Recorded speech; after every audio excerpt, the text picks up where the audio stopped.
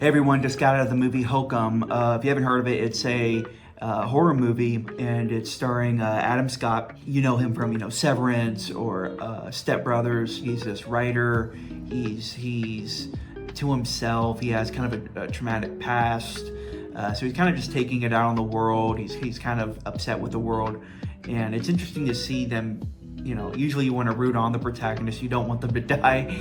Why are they making him a jerk? Why is he treating the people around him so rudely and so inappropriately? And so it's interesting to start off from that angle. I thought that was cool. This is a horror movie that, I just checked the Rotten Tomatoes scores. It's 97% on Rotten Tomatoes. I didn't check before going in. I thought the trailer looked really good. I was excited for it. Maybe it was just me, but this was a movie. I was expecting something a little different. I was expecting a little bit more of a barbarian type of thing, and it was, in a sense, kind of like that, kind of like a barbarian type movie where you're unraveling this, a sinister thing over time, but and then you kind of get a shock at the end. But the movie itself was a little different for me. It was very similar to most horror movies when it comes to cheap jump scares. Anytime that happens, I'm not against cheap jump scares. I think they're fun for movies like Conjuring movies and The Strangers and things like that. Those are fun movies. But whenever you're trying to kind of do a little art house kind of horror, I think this and many other movies have taken a lot of inspiration from Hereditary, one of my favorite movies, one of my top 5 movies. All these art house movies are taking from Hereditary, and this does too. There's a lot of good elements here that are taken from there. That parallel Hereditary. Where this movie stands out is the setting. Adam Scott's character, he is going to spread the ashes of his family, of his parents. And so he goes to this old Irish hotel where they used to stay. It's a little older, it's a little weird, there's something weird going on there. And so he's, over time, he's trying to kind of figure it out. He's figuring it out unwillingly almost until he, kind of finds himself in the middle of it. And this kind of turns into, this is where I think it really gets good. There's a lot of character to the hotel, but there's also a lot of character to kind of a uniqueness to them going the escape room route. It feels like an escape room movie, where he's stuck in this haunted room to try to find, another character from the movie. But he's stuck in this haunted room. Those parts of the movies were really cool because you're figuring out the room at the same time he is. I wish the whole movie was like that. There were other elements in this movie that were really cool. You've probably seen them in the trailer. That's what sucked me into it. But there were just too many things.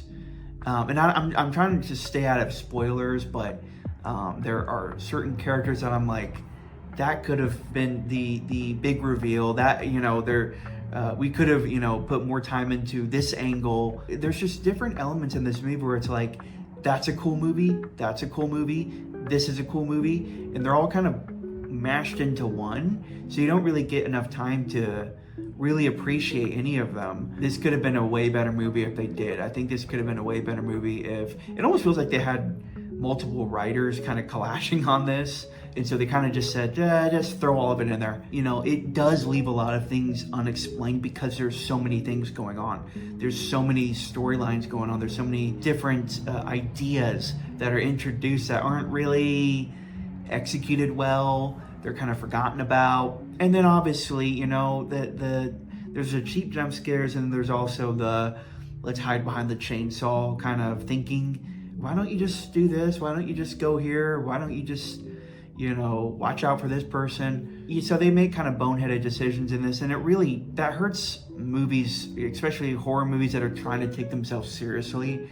It's fine for things like Michael Myers, Halloween or Friday the 13th, when characters you're expecting them to get, killed in this crazy way. But with movies that are like this, that are trying to take themselves a little serious, or kind of artsy horror movies, you have to really script doctor a lot to make sure that you're not taking the audience out of it. Because if I'm finding myself eye rolling, every other 5 minutes or so in this movie, it's hard to take it seriously. And it's hard to take it 97% on Rotten Tomatoes seriously. I do think this is decent. This is above average. This is not a bad movie. This is not just an average movie.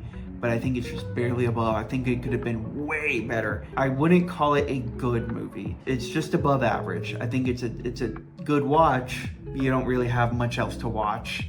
Or if you're a horror fan, I think you'll get a kick out of this. I think you will enjoy it if you're a horror fan. So pacing's good. There aren't really any lulls here. It's just one of those movies. It's one of those movies that I think I'm gonna forget about. Hey, maybe I'm wrong. Maybe you enjoy this a lot better than I enjoyed it. Let me know what you think. Have you seen Hokum yet? This was an early screening, so I got a chance to kind of get ahead of the reviews a little bit. But if you go out and see this, leave a comment. What do you think? Did you enjoy it better than me? Did you not like it? What did it remind you of? Do you want a sequel to this? Let me know. But until next time, bye y'all.